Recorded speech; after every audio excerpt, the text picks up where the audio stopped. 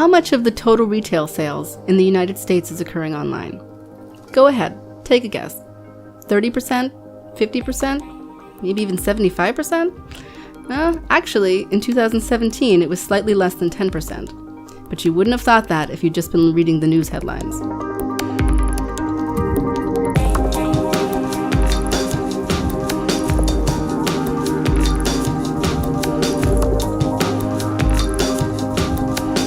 Another fallacy that needs to be revisited is the idea that traditional retail and online retail are locked in a battle to the death, with only one winner left standing at the end.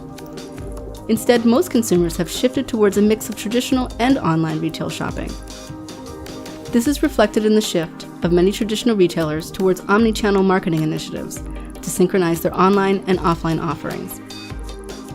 Online retailers are also becoming aware of some of the positive elements of traditional retailer, such as the ability to see and interact with products before purchasing them.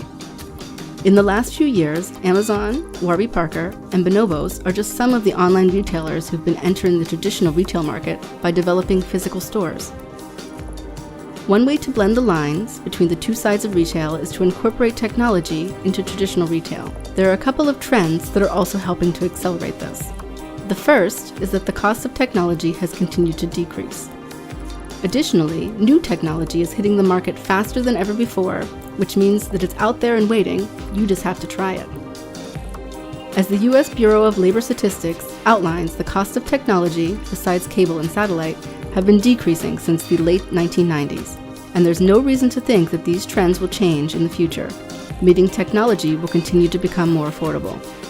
The second trend helping to fuel the adoption of technology in retail is that early adopters have helped to work out all of the kinks.